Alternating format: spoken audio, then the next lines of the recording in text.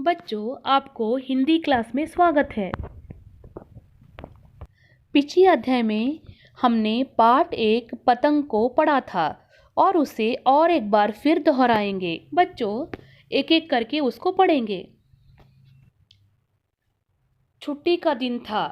तब रीना, साजन, उदय और विनय पतंग लेकर छत यानी टेरेस पर आ गए। रीना साजन और उदय की बहन थी। विनय साजन का दोस्त था। विनय बगल वाले छत पर पतंग उड़ा रहा था। अचानक विनय की पतंग कट गई। साजन कटी पतंग को पकड़ने दौड़ा। वह पांव फिसलकर गिर पड़ा। उसके घुटने से खून बह रहा था। घुटने यानी नी और खून यानी ब्लड। दादी जी ने साजन के घाव पर हल्दी लगाई। घाव का मतलब है ऊंड। माँ ने समझाया, पतंग उड़ाओ मगर सावधानी से। बच्चों, क्या आप पतंग उड़ाते हो? मुझे पता है कि आप पतंग बहुत आनंद से उड़ाते हो, लेकिन पतंग उड़ाने के साथ साथ हमें अपने और दूसरों के भी स्वास्थ्य का ध्यान रखना भी बहुत ज़रूरी है, ताकि कोई हानि ना हो। आइए जाने पतंगबाज करते समय कौन कौन सी सावधानियां अति आवश्यक है। बच्चों, अभी हम देखेंगे कि पतंग उड़ाते समय कौन कौन सी सावधानियां आवश्यक है। एक एक करके उसको देखेंगे। पहला, पतंग उड़ाने से पहले हाथों में दस्ताने पहनना चाहिए। दस्ताने यानी ग्लव्स। क्या होता है बच्चों? दस्ताने यानी ग्लव्स। बच्चों, हम पहले क्या करना चाहिए? हम पहले हाथों में दस्ताने पहनना चाहिए। पतंग उड़ाते समय हाथों में ग्लव्स पहनना चाहिए, क्योंकि जैसे जैसे हम पतंग का धागा खींचते हैं, हवा की गति तेज होती है। जो आपके स्क्रीन पर दिख रहा है वो दस्ताने यानी ग्लव्स की चित्र है, और उससे हाथ छिलने का खतरा होता है। इसीलिए बच्चों, आप क्या करो, पतंग उड़ाते समय दस्ताने पहनो यानी ग्लव्स पहनो। दूसरा आता है, पतंग पकड़ने के लिए सड़क पर न निकले। इस हरकत से दुर्घटना की प्रबल संभावना होती है। दुर्घटना यानी एक्सीडेंट। इसलिए बच्चों, आप क्या करो, खुले मैदान में पतंग उड़ाओ। बच्चों, आप पतंग पकड़ने के लिए सड़क पर ना जाओ।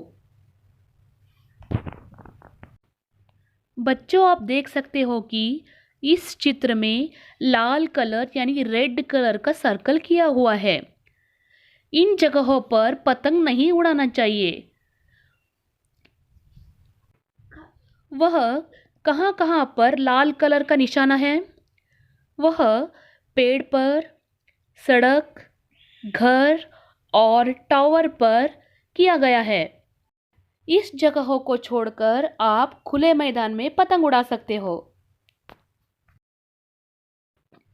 बच्चों, अभी तीसरा, आकाश में उड़ने वाले पक्षियों के मरने की संख्या संक्रांति पर बढ़ जाती है।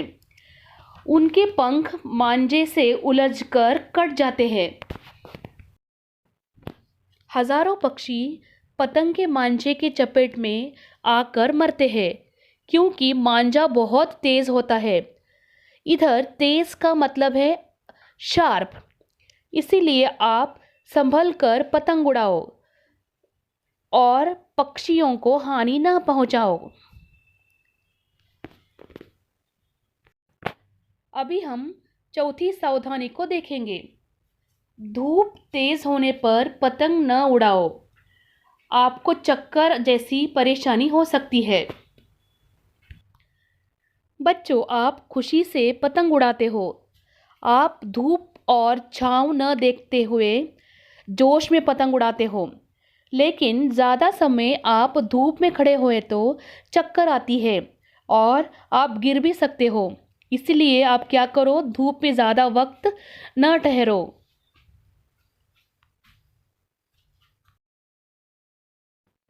बच्चों, हम अगले सावधानी को देखेंगे।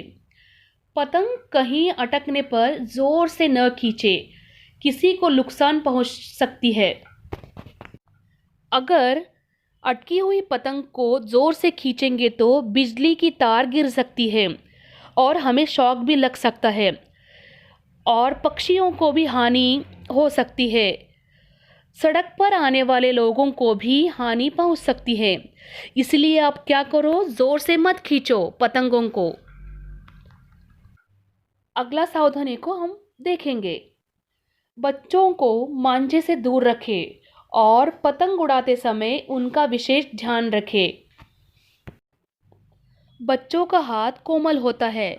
कोमल का अर्थ है सॉफ्ट, और मांझा बहुत तेज रहती है। इसलिए बच्चों को मांझे से दूर रखना चाहिए।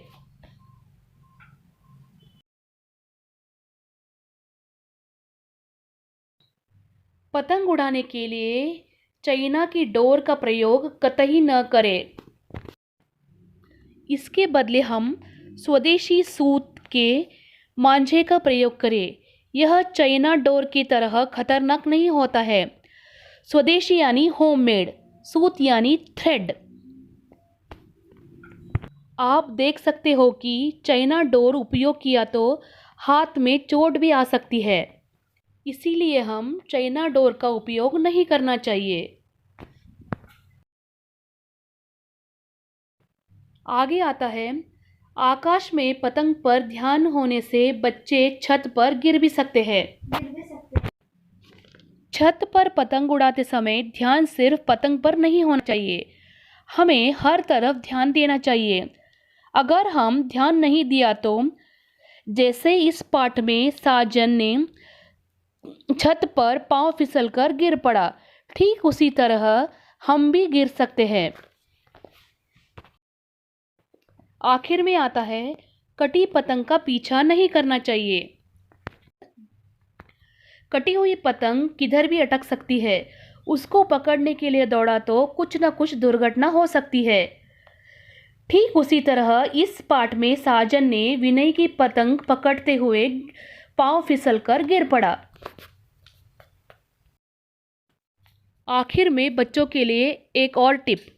आप हमेशा माता पिता या बड़ों की निगरानी में पतंग उड़ाओ। बच्चों, ये सभी सावधानियों को ध्यान में रखें तो आप सभी अपने परिवार के साथ खुशी से पतंग उड़ा सकते हो। इस अध्याय से हमारे पाठ 1 वो है पतंग समाप्त होता है। अगर आपको इस पाठ के संबंधित कुछ डाउट हो तो मुझे मैसेज करो।